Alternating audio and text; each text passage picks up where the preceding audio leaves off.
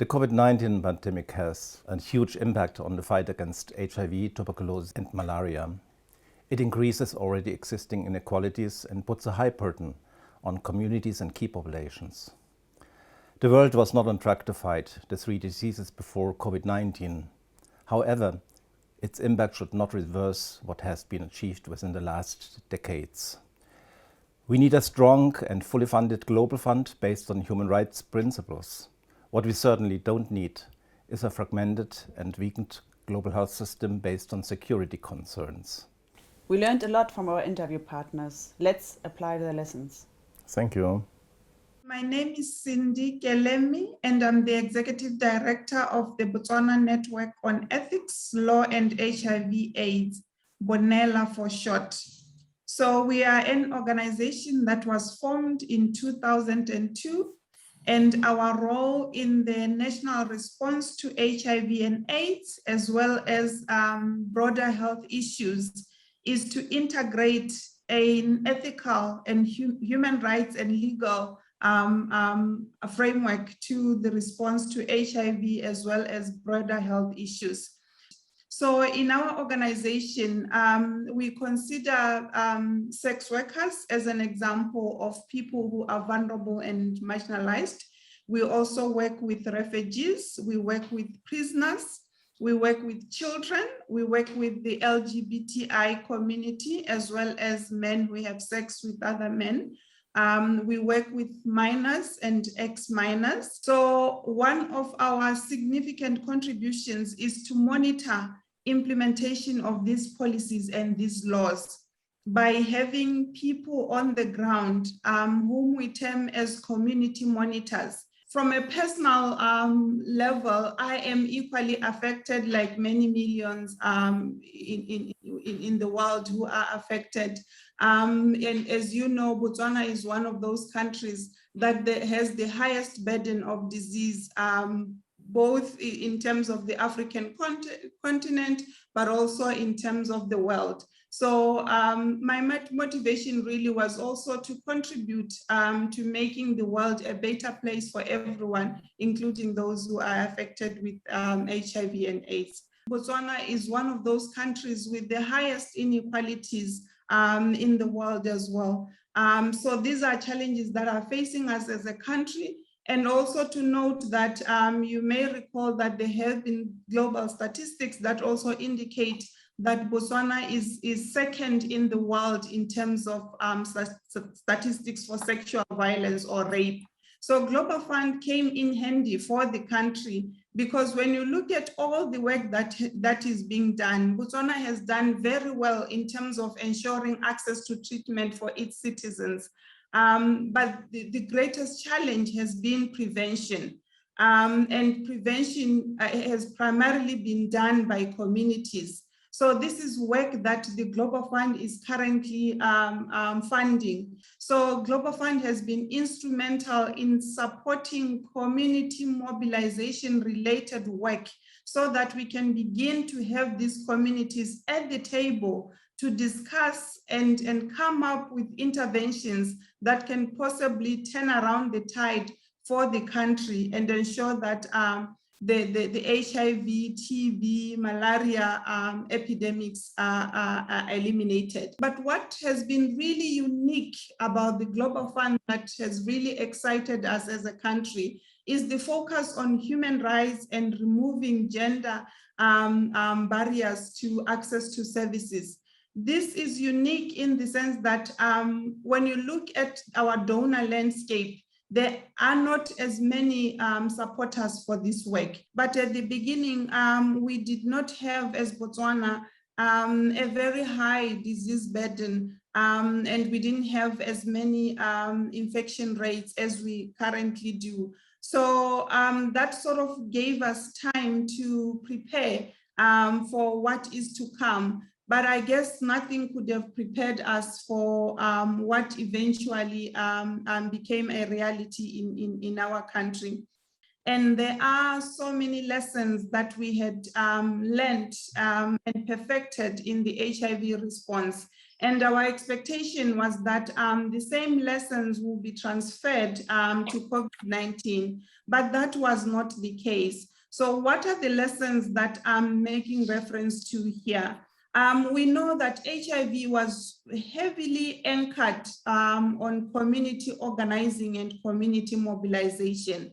This is a strategy that we know helped us in terms of getting the community interested in the topic of HIV, but also realizing the impact of HIV in communities. So community structures were created in order to facilitate whether it's information sharing or engagement around pertinent issues around HIV.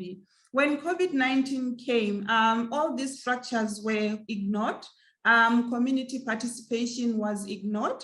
And we became worried as civil society to say, how then are we going to mitigate the impact of COVID-19 in communities if we are not carrying our communities along? The other issue that we were concerned about, and we continue to be concerned about, is the issue of multi-sectoral approach. We know that with HIV, we were able to bring on board stakeholders that had never engaged before. For instance, we had the private sector involved in the HIV response, both in terms of resource mobilization, but also in terms of their responsibility towards the communities within which they operate. We also had government and civil society talking to each other.